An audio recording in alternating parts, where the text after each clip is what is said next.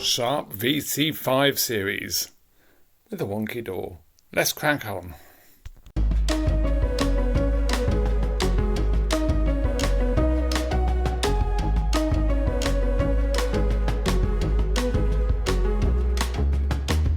Hello, welcome to another MrBetaByte video, and this one's a little bit different insofar as we're looking at a Sharp VC581. And I bought this for not very much money on eBay. I think it was about 25 quid or thereabouts. I'll put the price up in the listing and all the rest of it.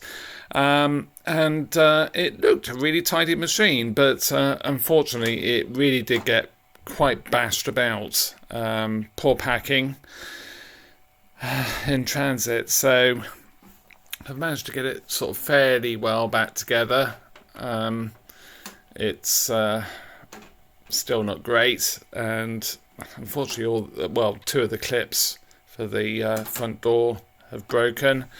Main reason I bought this was because I needed the Texas Instruments clock chip for the VC5M6 multi-standard VHS. So I couldn't find one, so I thought I'd take a punt, buy this machine for, like I say, 25 odd pounds, and see if it had the right chip. So let's crack on, have a look at it. I do want to get this going. I want to have a look at it to see what's wrong with it. I did repair a few of these back in the day. They weren't a common machine where I was sort of working. But I did see a few, and they were pretty good machines, to be fair. So, yeah. Incidentally, RC9, and it's still working. Playlist above. Let's crack on. Okay, so let's take the top off. Take the screws out, of course. And yeah, it's dusty, that's for sure. We've also got,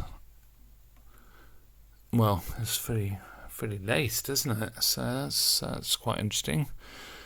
Stuck in fully laced mode, and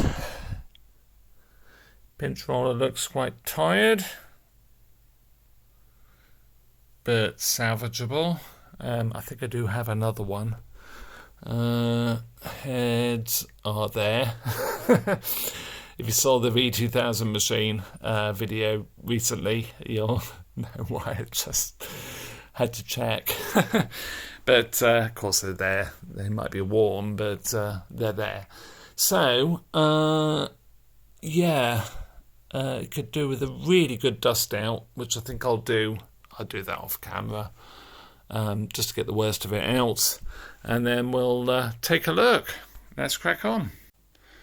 So that's a lot tidier. Not perfect, but I got the worst of it out. So I suppose we ought to have a look underneath and to see what's going on. Let's crack on. Okay, so bottom of the machine is off, and there's a clue of one of the issues. Bit of belt, and yeah, looking at this is, yeah, and what's concerning is it has actually rusted the flywheel as well, so we need to take all of this off. I've got to take the front panel off, take out the board, or swing the board back, and then we can get access to this and just see what's going on. Give it a clean as well, get that rust off. I'll use Scotch-Brite to do that, I think. And then we should be somewhere near being able to at least give it a test and to see if everything works. But I am intrigued. Let's have a look and just see if it's the right chip. Okay, so let's remove the front, which isn't too difficult because part of it's broken anyway. In fact, quite a bit of it's broken. And just release the tabs underneath.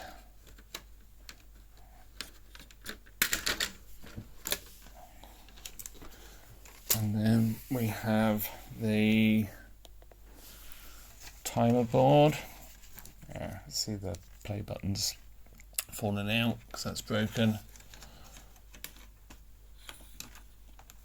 So there's a tab up here and a tab there. And then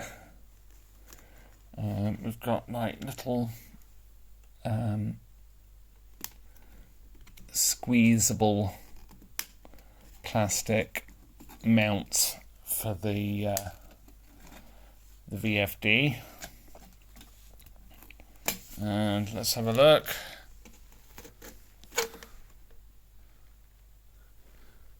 MP1543, fantastic. So that is the right chip. That's the chip I've been after for the VC5M6. So we'll have a look at this, get it going, get it working, see what it's like, and then I'm going to nick this chip, put it in the VC5M6, and see if that fixes the clock fault. Okay, so let's drop this board and just see what's going on.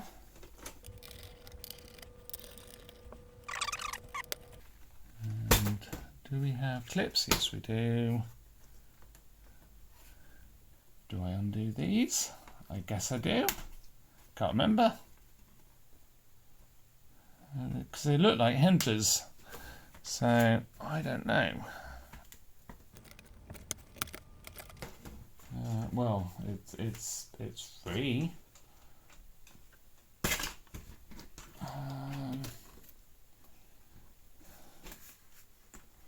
Just want to get to that capstan. It's not.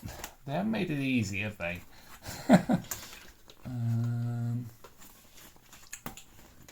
Okay, so you're not going to be able to see any of this, but I'm wondering about this cable here. So if I undo that,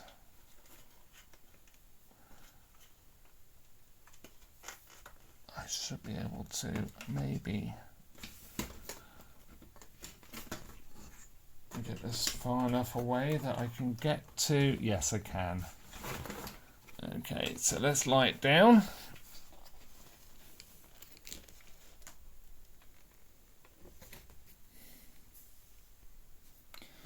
Okay, so we can get to stuff, which is good. Screws not seized, which is also good. It's looking pretty poor, to be fair. Rest of the so we've got a cable there. Thought it was a bit of belt, to be honest. If I pull this out, probably things will drop off. Maybe. So it's quite mucky, but this is the concern. So it's really quite rotten. Like, very rotten. So that's going to have to be thoroughly cleaned up. All the rust taken off. And I suspect that will probably cause maybe some issues with wound flutter as such. Speed regulation. I don't know. I think if I'm careful enough, and like I say, I'm going to use the Scotch-Brite to sort of clean this up. It should be gentle enough to make it okay, but that is really in a sorry state. So yeah, not ideal, but we will do our best to see how good this machine is.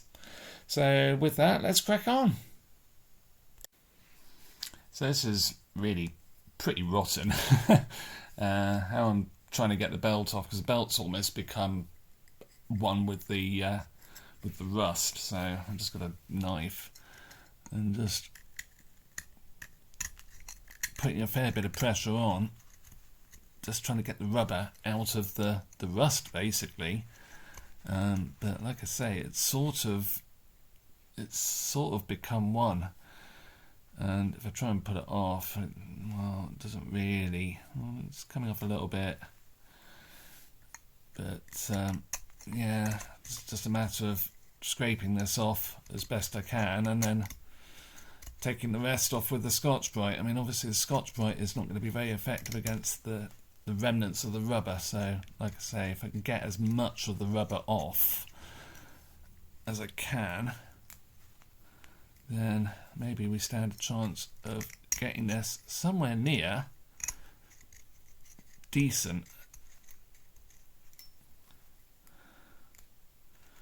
So I'll continue with that, and yeah, we'll Scotch-Brite it then and hope that it's going to be okay. Let's crack on. That was actually really difficult to do, and but it's not bad. It's not perfect, and if this machine is worth saving, if it's not had too much use and the heads are okay, I may well do a much better job on this, but it's enough for now. So let's get it back in the deck. So I've made sure the washers are still there. There's actually two on there, so there's obviously calibration going on there to make sure it clears everything. So I do have some contamination on the capstan motor. I'm going to give it just a quick clean, but it's not going to make a huge amount of difference at this stage. Again, if I'm going to save the deck, then I will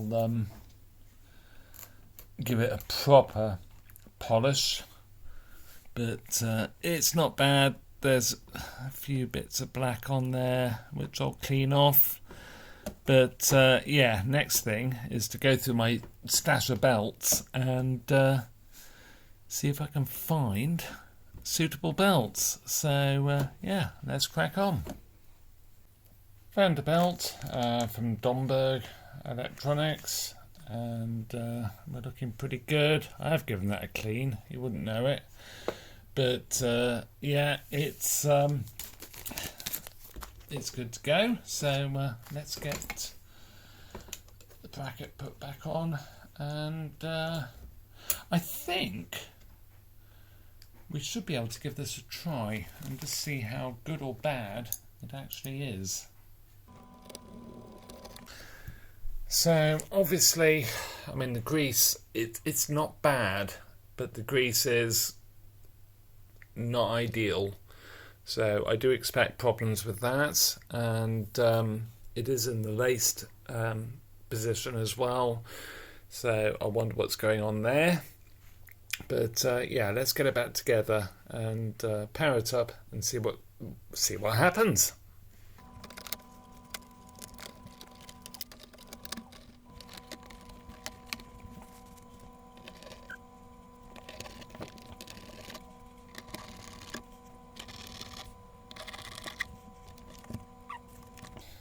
So yeah, found a washer, and I was thinking, where did that come from? And that will be from the top of the capstan. So we'll push that back down, and we're looking fairly okay to give this a go. I'm not going to worry about the tape path or anything like that at this stage, but yeah, I just want to see if it works really. So yeah, let's crack on. So, quick plug check. I know everybody loves these, so yeah, oh wow, 3 amp fuse, and the lengths of the two wires are really good, so live would be pulled out first before neutral. So yeah, perfect. Let's crack on. But unfortunately we'll have to change the plug because no shrouded pins. So yeah, but good effort. Let's crack on. It came with this wired remote, and it's really cool to have this, but yeah, that is not ideal. And I do think it's supposed to be a mono jack, but it's obviously been replaced and whatever. But it's just like totally fallen apart. Not sure what the deal is there, but anyway, might be fun to give that a try. But yeah, interesting stuff. Let's get this powered on. Okay, so here goes. Obviously, I mean, I suspect the idler's going to be really poor, but let's power it on anyway, see what happens. Oh, we have a clock. That's a good start. And what happens when we put it on?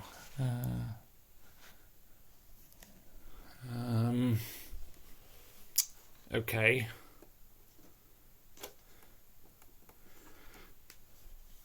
So it is stuck in the laced position. That's interesting.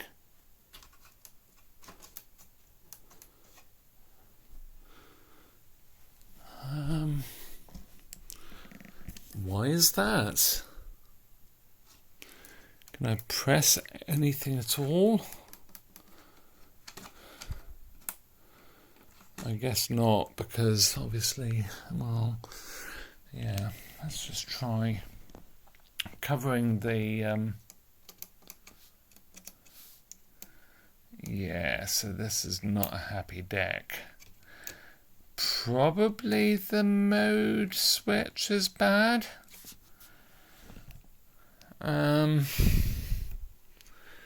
Possibly. But that's not great. So, what I'm thinking, I mean, at the end of the day, my motives for buying this machine are, I want that chip. I want the clock chip.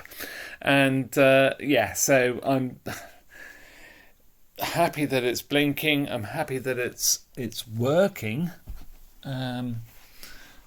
Let's just see if we can set it or do anything. I don't actually know how these set.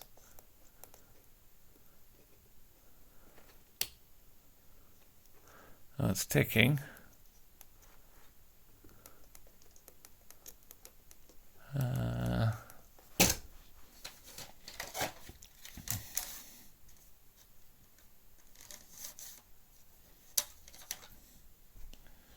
So if I go, I think it's clock. Yeah, there we go. Advance. So that is working. So I have a good chip. That's really the main reason I bought this machine. I would like to have seen it work, but that might not be an option now. And how far do I go? Yeah. I would like to see it working, to see what it's like. And yeah, I do have fond memories of this model. I did do a couple of these back in the 90s. So yeah, let's just see what we can do.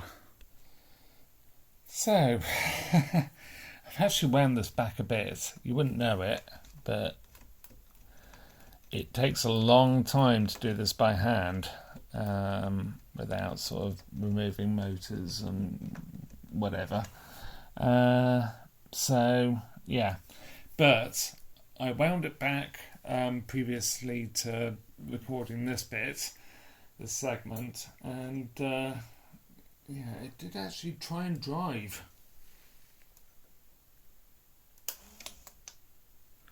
So it's doing something, but I would suspect probably the mode switch is dodgy, maybe.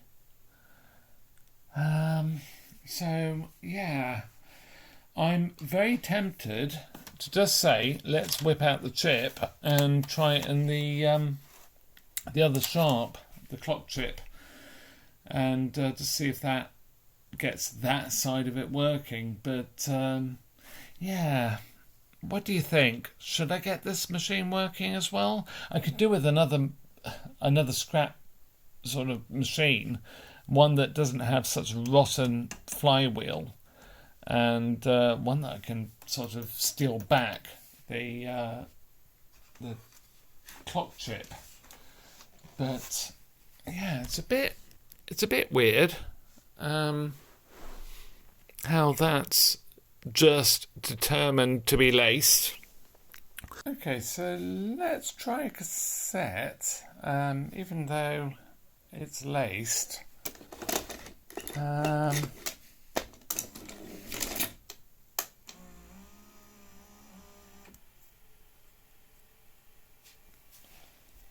So,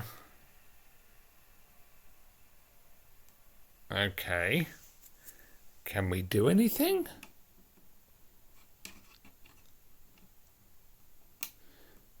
I mean, there's the cassettes in there because we've got tape.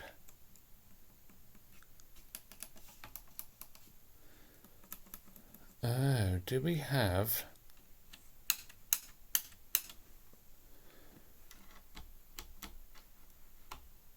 Oh, okay.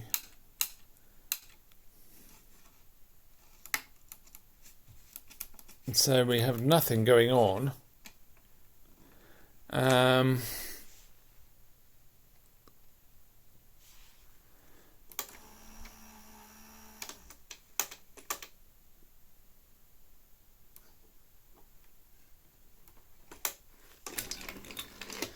Okay, that's interesting. So let's just put this up on end, and just push a cassette in with it.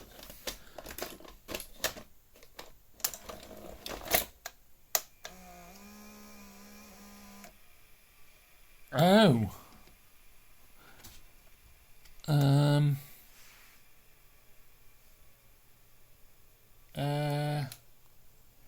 Okay. Oh, it's out of time. Let's have a quick look. Oh, gosh. Oh, maybe I'm wrong, because that screw is incredibly tight.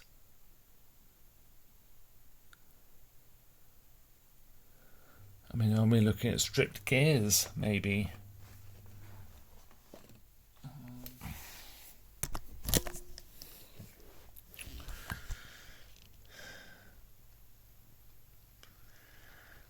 Well, that's sort of game over. I'm going to say that.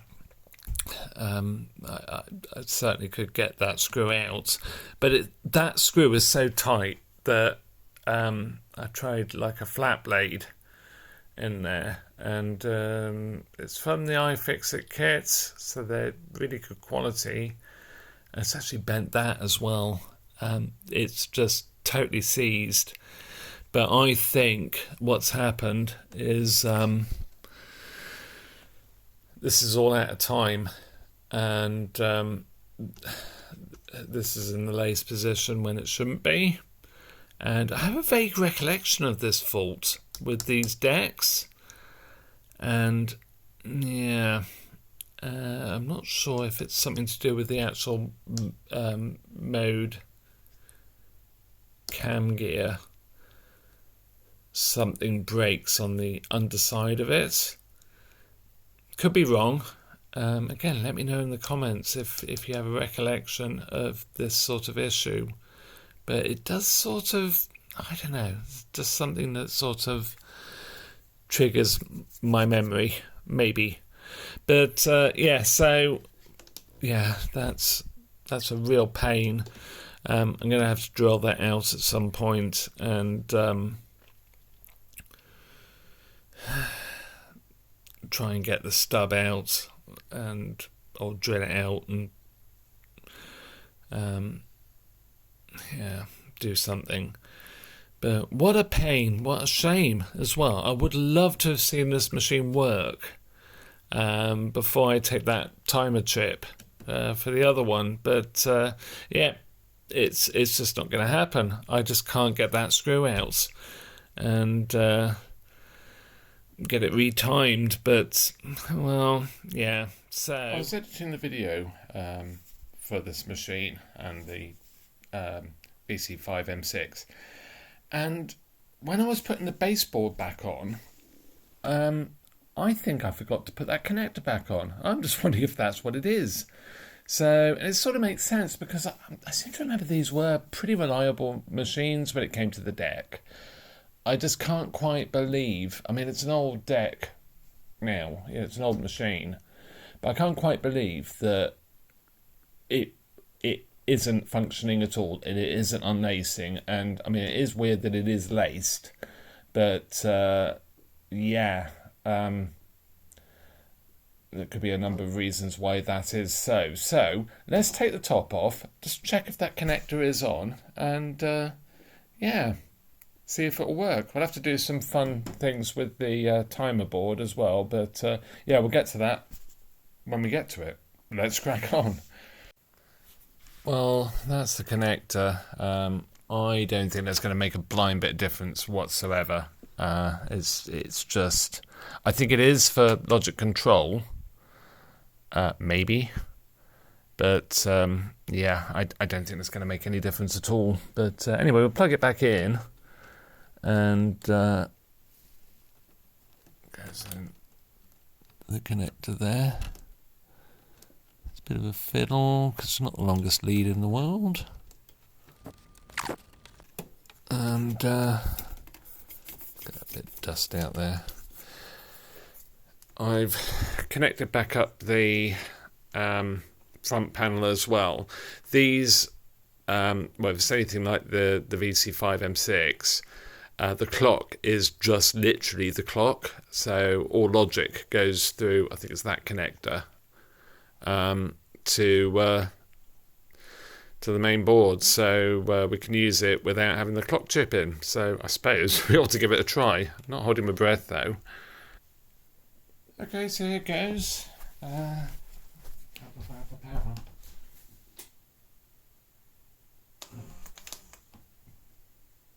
Okay. It is trying to drive.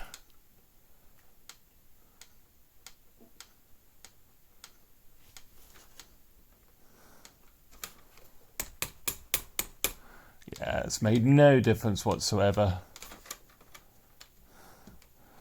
I really don't know what's going on here, to be fair. It's all a bit weird. Maybe it is the mode switch. Maybe this is broken underneath here. I really wish I could get that screw. I will get that screw out. And the one with this is so tight I mangled the head. I will get that screw out, but yeah, it's really not behaving at all. Let's crack on. So to try and work around this, because obviously it takes forever to do it from the motor, I've lifted this one gear, and this allows me to basically just do everything, and it's fine, so I don't have to take this off. I will have to sort that screw out because obviously that is ruined now. I think it's incompatible metals because it goes into like a different type of, it's like a brass part there, and it's incompatible, and it causes it to sort of just weld itself. So I will have to work that out, but this is fine. What does concern me is if you look at the top there of the mode switch, it's not always moving. Sometimes it does.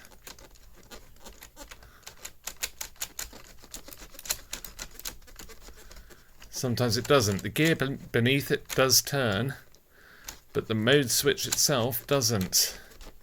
So let's get that back right the way back. Undo the mode switch and just see what's going on. At push, I might have one of these in my very, very old. Oh, there's adjustment there. Yeah, so there is a bit of adjustment there. It's sort of in the middle, but we'll have to, well, just have to cross that bridge when we get to it. So let's take this out. Well, I don't have a manual for this, so this is going to be fun.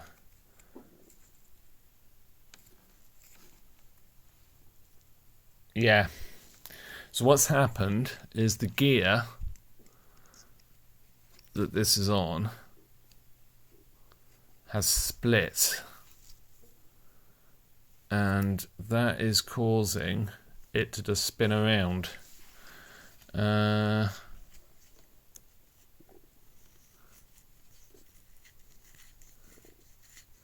Switch itself seems fine. I did put a little bit of deoxit in it, but I think if I what do I want to do? Do I want to super glue it? I suppose so. Best way to super glue it is probably, because I don't want it to go. Yeah, so I'll put a bit of super glue in the actual gear itself. I mean, timing holes are going to be anyone's guess, really. I'm just going to have to work this out. Yeah, because you can see there's a timing mark, and there's a timing mark, but of course this is all wrong now. Yeah, so that line there needs to point, and that's back in.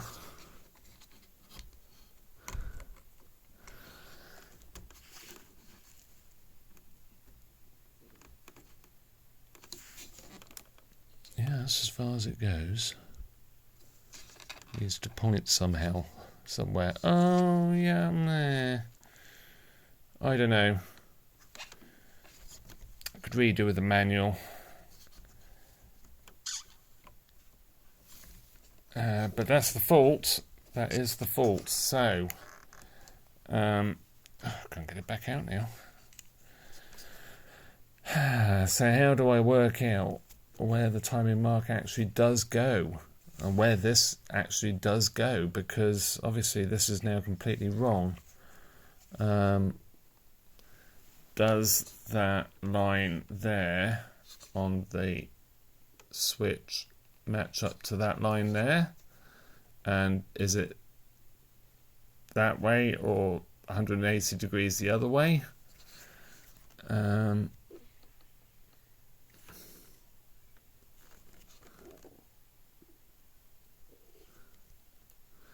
Right, so that's interesting. So the switch turns the opposite direction to this. Very difficult to show you.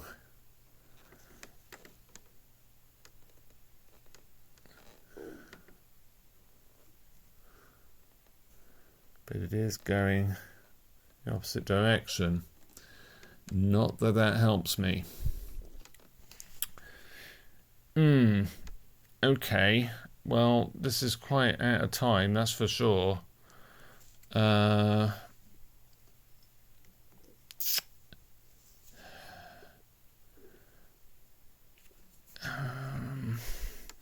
It's a fairly simple mode switch. Could I get away with just guessing it? And can I get away with maybe doing something with this that I don't actually have to glue it to the shaft? Because obviously once that's glued to the shaft, then that's it really. Although obviously I suppose it was originally sort of pressed on. Probably get away with getting glue. Yeah, I've put some glue in there. Okay. I'm going to have to think about this and try and work out how best to do this. Yeah, at least we found the fault.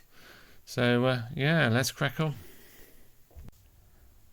Next day, and I think I was overthinking this mode switch because it's only got 2 wires on it, and I think it's just literally making a contact at either full unlace or full lace. So I'm just going to test that. If that's the case, that makes life a lot easier because I should just be able to get it so it makes contact at one of the other states. See there's 2 resistors there, so 3 resistors, one under there as well. I'm just wondering if maybe it gives different resistance readings depending on whether it's laced or unlaced. And that could complicate things a bit. Let's see.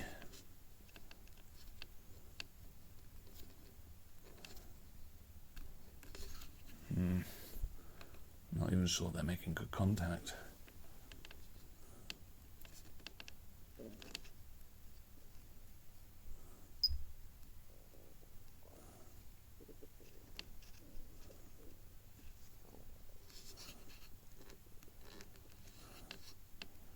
I mean, there's obviously some sort of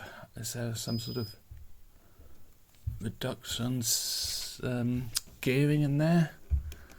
Don't know where this goes either. Just wonder if I could get to the other side a bit easier. Let me just check. So I've unhinged the board and followed the wires from the mode switch to the connector where it goes onto the main board. So there's the main processor for the whole thing. It's a heck of a chip, that. Yeah, so I should be able to turn this, and with those sort of precariously balanced in pins 1 and 10 of an 11-pin connector, I should be able to just see what's going on. Now I've got this on continuity, low range. I've got it on 4K because I want to see what happens with these resistors, if anything. So at the moment it's short, and you can see there the line going up there. So if we do 1 complete revolution and just see what happens.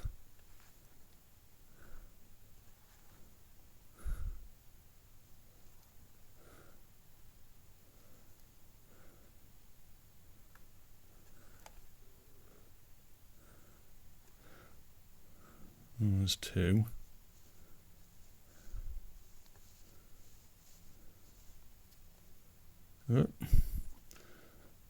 And yeah, that's gone back. So I've done 2 revolutions, and it's gone back to short. So 1, 2, and that should short again. No. Oh.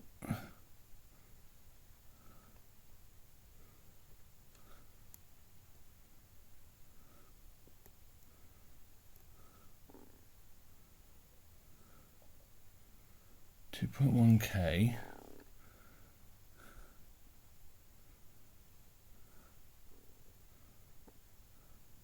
and short again. So 2.5 revolutions. I don't particularly want to guess it. I'd like something a bit more concrete to... oh, so that's short with that up there. Do I take a risk and say that is the timing place?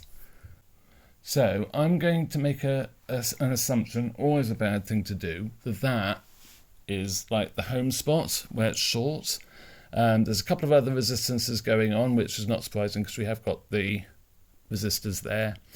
So they're giving different values as it passes different places to tell the microprocessor where the deck is. But I'm gonna make an assumption that is the home position. So yeah, so it must have a reduction gear, which sort of makes sense. Then we've got the timing gear. And the timing gear, or the gear that goes on to the mode switch. So we've got a dot there, and there is actually a very faint line on the inside.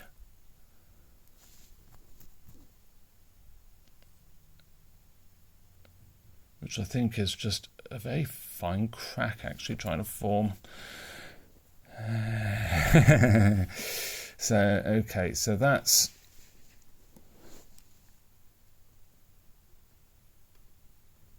straight now. So that centre flat blade bit then is straight with that. So this needs to line up with that, like so. So I'm going to put a little spot of super glue on there. If I get this totally wrong, I get it totally wrong.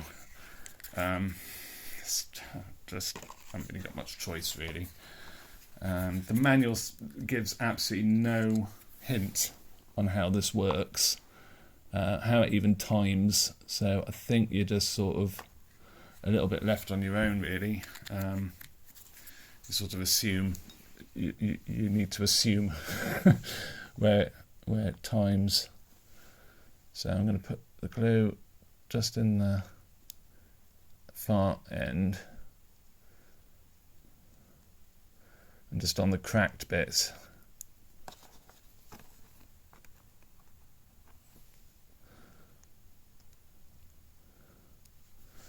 Okay. Hopefully that'll be enough. It's not like it's under a lot of pressure, so I'm hoping it will be. So that is straight still. And so that's looking about right. Oh, need to glue my fingers together. So we're somewhere near with that. So I think if we stick this together and just see where we're at. Let's check that is moving. Yes, it is. It's moving absolutely fine. Okay, put that together and to see how awful it is. Let's crack on. So what I've done, I've sort of got it, yeah, it's pretty well perfectly lined up. But I've taken this gear out slightly so the motor can't drive this. And I should be able to just toggle the power and just see where the timing goes, basically. Yeah, hopefully we will be okay. So I'll just power it on.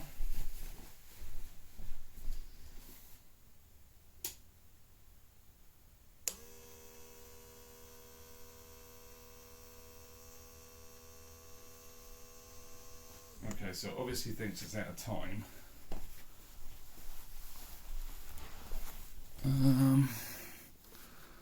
So let's take this out. So that's obviously wrong. Let's turn it a complete turn to see what it... Maybe jump.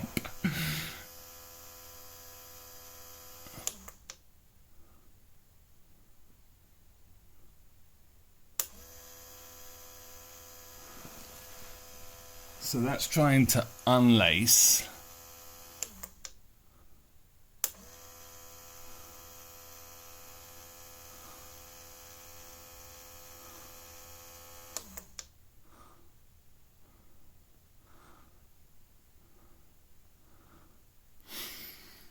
Okay, so let's turn it on. Can I press play? No.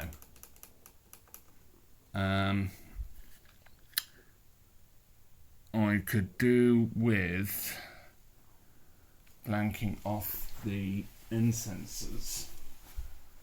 Okay, so I've put some tape covering the end sensors. Hopefully that'll be enough. I think they are tuned on these, so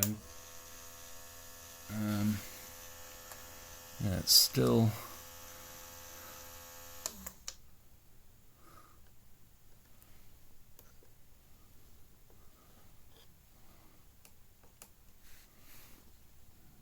trying to do things.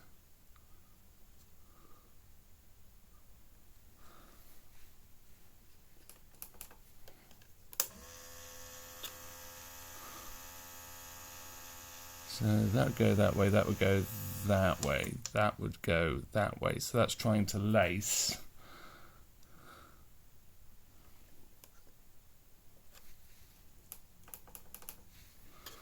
So I still can't press play. Can I press? I don't seem to be able to press anything. So it's still obviously in the wrong place.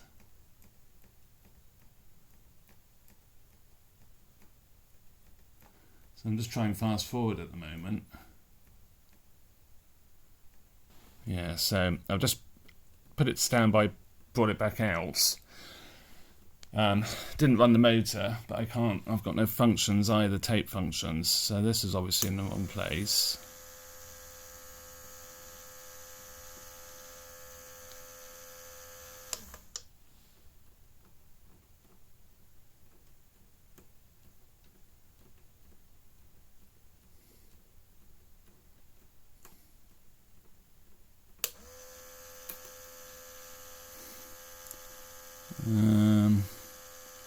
That goes that way, that goes that way, that will go that way, so that's trying to lace.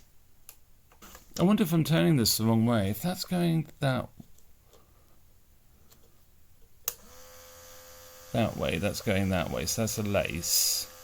So that's turning that way, this will be turning this way. So it needs to be turning, I think I've been turning it the wrong way, haven't I? I can't remember now. It's all a bit of a dream. I mean, obviously it goes both ways because the gear goes both ways, but it's which way it's expecting it to go. Okay, well, I spent ages trying to work this out. I think I'm fighting several things. Most obvious one is this mode switch any good? Now, I think it probably is. I think it's fine. It's just literally because that gear cracked off, it cracked. It's just totally out of time. And like I say, it isn't just like a single sweep. There are multiple turns to this mode switch, which makes it difficult. I think 3 revolutions of this gear is a complete revolution of the actual switch itself. I think, might be 4. I'm alternating between 3 and 4, but it's multi-turn anyway. Also, I mean, the electronics is obviously realizing there's a fault, and I think it is actually shutting down or stopping certain operations from working anyway. I did manage to get it into rewind, and rewind light came on. Fast forward, the light didn't come on. I don't know whether that's because the board's damaged or the LED's got a bad joint on it or something. I don't know. I never got it to play, so yeah, that was a bit of a shame. I was hoping to at least see the green LED come on when I press play. But yeah, this is out of time, and what do I do? I mean, the manual's not that great, doesn't help me. I might have a good read through it, but it's not in English. Let's see if I can get an English one. Just so I can understand a bit more what's going on the central processor side of it. It's quite well labelled on the board, having said that, so I might be able to work something out there and just find out what signal is what and what needs to happen.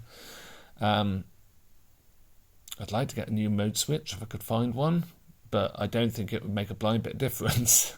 The one I've got is for Mitsubishi. It's a similar sort of style to this, but it's got a much smaller central gear, and that is just a 1 revolution switch and gear.